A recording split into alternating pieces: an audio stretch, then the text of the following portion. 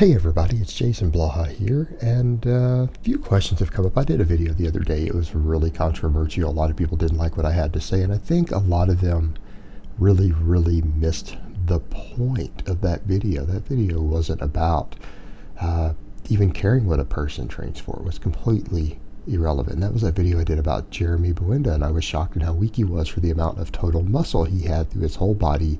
When it came to an exercise like a deadlift, he couldn't really even successfully deadlift 500 pounds with a belt, with lifting hooks, everything else on.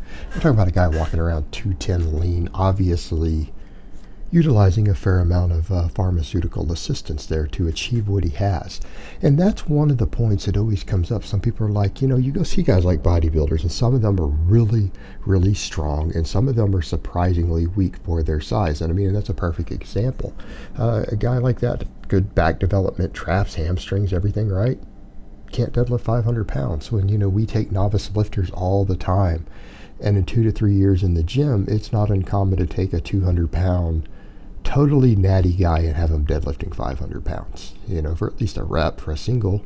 Not uncommon. It's actually not overly difficult or unusual to see that by the 3-year mark. It really isn't if you put him on a good program. Some people said, well, he benches 405. I went and looked at his Instagram. He bounces 365 off of his chest. That's a bounce. A bounce. It means probably his legit bench press is probably closer to 300, 315, which again, a lean guy with his size of chest and delts, it's okay. I mean, that's an okay number, but a guy with that much overall muscle mass and gear and everything else, that's not really that good. That's below average, actually. That's below average. So it comes to the question, why did this happen to some guys? And that's what people need to understand. And this is where a lot of times bodybuilding style of training, particularly guys on a lot of drugs, doesn't always produce the strength that we might want to see. And it seems counterintuitive because we know that a bigger muscle is a stronger muscle. A bigger muscle is a stronger muscle. And generally what we see is that anytime you hypertrophy a muscle, any given muscle, your bicep, that's an easy one to use, and you were to go put on a curl machine where you can't cheat, you got to lock your arm in a thing. If you increase your bicep hypertrophy 50%, you're probably going to be able to lift 50% more weight on a strict curl. And that muscle is forced to contract against a force where you can't cheat, you can't use technique. That's what's going to happen. All right, it's going to be stronger. What ends up happening, though, what we've noticed over the years, and there's been some studies done on this, that pound for pound, people gain less strength based upon a dose-dependent relationship when it comes to anabolics. And it's not saying they don't get stronger. If someone gains 15 pounds of muscle on anabolics, they will absolutely get stronger. All of their lifts will go up. That isn't being debated. In fact, that strict curl in that machine is going to go up significantly. But what we've noted is that if a person achieves a similar size, completely clean and strength trains, they're probably going to be a hair stronger, slightly stronger. And that's been noted in the studies. They don't gain the same strength per ounce of muscle that they put on. And the higher the drug dose is, the less strength that seems to be obtained from it. And I think that's not to do with a lower quality muscle. It's to do with lack of neural pattern learning, meaning they aren't having to practice and hone these exercises and the technique and the motor unit learning and the neuromuscular efficiency to the same degree to gain the same muscle. In other words, someone's going to have to come in and put in 3 times, 4 times as much work on the bench press over years to put on the same size on their pecs and triceps that a guy who's blasting a gram of gear is, right? In a shorter period of time. They're going to have to do way more work. They're going to have to hone their technique better. So therefore, they're probably going to end up being a lot stronger. They're going to have better neuromuscular efficiency. And they're probably going to have better connective tissue buildup, because that's the thing. Some anabolic substances do help with connective tissue. Most of them don't. Those guys are going to end up having stronger connective tissue, and that includes even fascia through the muscle fibers, right up through the fascia and in the ends of the muscle tissue can affect strength potentiation also. They're going to be thicker from training more. It is a factor. And here's what that comes down to. So why are some of these guys who have been training for years and years sometimes not as strong as you would expect? Simply put, a lack of practice. The problem is that a lot of people who go pursue these sort of endeavors, they don't understand that it doesn't matter how they train.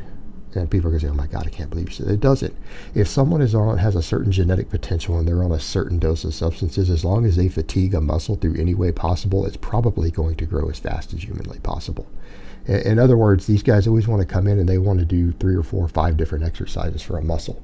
You know what? That isn't necessary to stimulate maximum hypertrophy. They do it because they tend to throw everything but the kitchen sink at a muscle. Now, some people would say, well, doesn't that help? No, not necessarily. You need to understand, not all muscles are complex enough to need multiple exercises. A muscle like the tricep is reasonably complex, and it serves 2 different functions. So, in fact, 2 different sorts of exercises might be necessary to maximally stimulate it. Doesn't mean you have to isolate it. But because it involves shoulder extension, the long head gets worked differently than most tricep exercises and presses do. It can get growth from them, but it won't be maximum growth.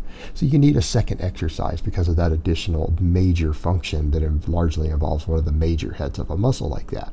Chest isn't as complex. The bicep isn't as complex. Now we get to exercises for things like the delts. The delt's a very complex muscle. It has 3 completely different functions. So because of that, it does make sense that you might need up to 3 types of exercises to stimulate the delt. However, most of those are covered with your basic compounds, and people forget that. Like, you shouldn't need to isolate the front delt if you're doing chest presses and some sort of overhead presser. The idea of going and doing extra work for that head would be absurd. Guys do it, but it's absurd. It's not helping them beyond a certain point. Well, here's the issue we run into. You have neural adaptations to every exercise that you do. And this is why a lot of people say, look, to a certain degree, exercise minimalism works, and it works better because it makes you stronger faster. And if you get stronger faster, you can put more tension and fatigue on a muscle. There's some truth to that. And I'm not saying you only need 2 or 3 exercises. Absolutely not saying that. But there is something to be said for coming in and mastering an exercise, because your body and your nervous system allocates neural learning to every exercise that you do. And for example, let's say a person for their chest is only doing the flat bench, the overhead press, and maybe an incline dumbbell press. They only have 3 exercises that involve their chest at all that their body has to adapt to and have a learning curve. If they come in and do 5 different exercises or 6 different exercises that involves the chest, that motor unit learning gets spread out more. It reduces the impact of each one. Furthermore, you're spending less time on any given one mastering it. Therefore, your strength will go up slower on it. That matters in the long term because that will affect your strength in other areas. Meaning, because if you build a lot of strength through one specific plane of motion, through practice, that muscle is going to hypertrophy more as a direct result of that. In other words, people who master exercises that involve a body part until they get really strong and they are capable of generating very large workloads and really fatiguing that muscle when it comes to their volume, they tend to get better long-term hypertrophy benefits. Bodybuilders and bodybuilding types just use more drugs to get the same result.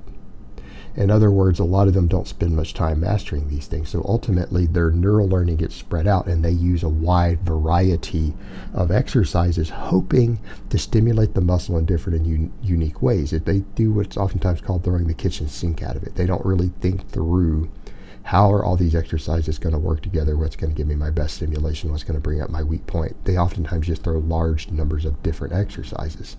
As a result, their overall strength sometimes doesn't go up in proportion to their size, particularly if it's a lot of isolation work, because they're not learning a movement pattern that can translate into a more complex pattern. Whereas in someone who does a bunch of benching, overhead pressing, incline pressing, whatever you want to call it, whatever you want to do, we don't have to pick one. It doesn't have to be, oh, the bench press is king. Be doing tons of incline work with a barbell, tons of incline work with dumbbells. If you do a lot of that, you're going to be strong in general at anything within 15 degrees of those planes of motion. You've trained your chest and triceps and front delts and everything to press together and work together as a unit. You are going to be stronger, considerably stronger at any exercise that's similar to that.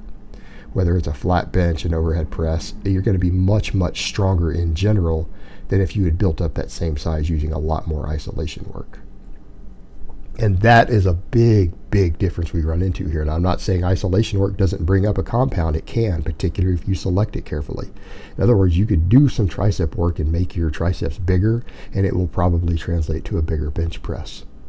But if you're sitting around isolating all of those muscles involved, instead of simply doing more big compounds, you are going to gain less strength because you're going to have less practice, less motor unit learning, things like that. So what you oftentimes see are these guys sometimes, because they might have the muscle mass, they haven't developed it through more complex movements, they don't have the strength that we would expect. Whereas in the ones who do so is where you get these freaks like Ronnie Coleman. That's a perfect example. Guy was mind-bogglingly strong as a bodybuilder because he did all these big lifts and he did a lot of them, and then he just kind of isolated stuff afterwards, and he was freakishly strong. And so therein lies your big difference between even how these guys train. All right, guys, but that's really all I have to say on that today. I hope it's been informative, and I will talk to you guys next time.